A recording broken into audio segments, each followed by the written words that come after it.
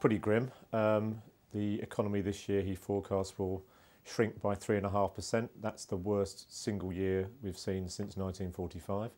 In order to help pay for additional support for people now and to invest in the future, I've decided that the new rate will be 50% and will come in from April next year, a year earlier. Darling has tried to put some political water between himself and the opposition by saying, look, we are going to make the rich people, who the public, I think, probably blame for the downturn, the bankers and the city financiers, we are going to make these people pay for it. So the top rate of tax, which had previously been going up to 45% in 2011, is now going to go up to 50% from next April, and assuming the election is in May, that will break Labour's manifesto commitment not to raise the top rate of tax in this Parliament. We must build on Britain's status as a world leader in offshore power generation.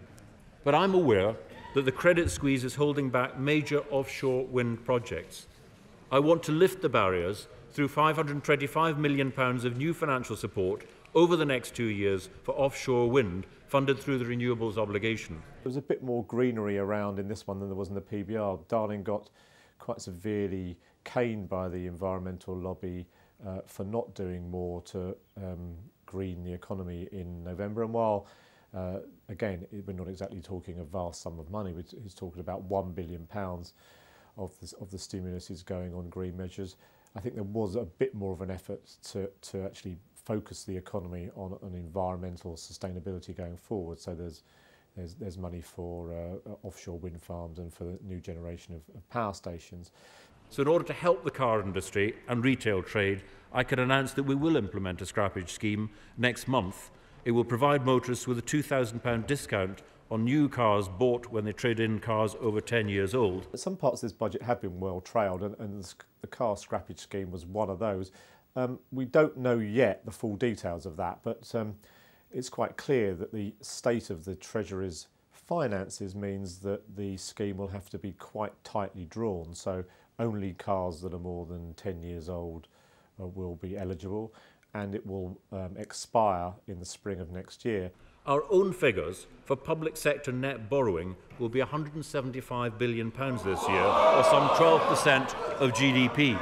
Looking at his figures for public spending going forward, he needs every penny he can find, because he's talking about current spending. That's the sort of running costs of government, salaries for teachers and doctors and drugs and so on in the NHS. That's going to go up by 0.7% a year in the years to come.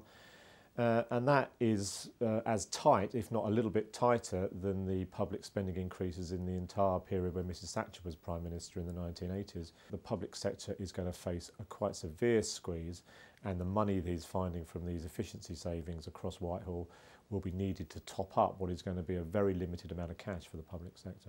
The United Kingdom economy contracted by 1.6% in the last quarter of 2008. And for the first quarter of this year, I expect the economy will again contract by a similar amount. And my forecast for GDP growth for the year as a whole will be minus 3.5%, in line with other independent forecasts. But he's still hopeful that the economy will start to pick up by the end of 2009. That would give the government perhaps 4 or 5 months of growth before the election, in which it would be able to say, look, we took a whole lot of tough decisions in these unprecedented times.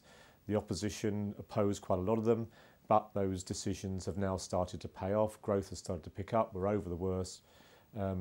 Re-elect us for another term. One of the problems, I think, is going to be that unemployment will still go up, and he admitted this today. Unemployment is still going to go up even when the economy starts to recover. At some point, there does have to be a period of austerity, and that period of austerity is going to start either in 2010 if the economy is picking up by then, or in 2011 if things still look pretty dicey on the growth front in 2010. But absolutely unmistakably there is going to be a crunch to come for taxpayers and for the public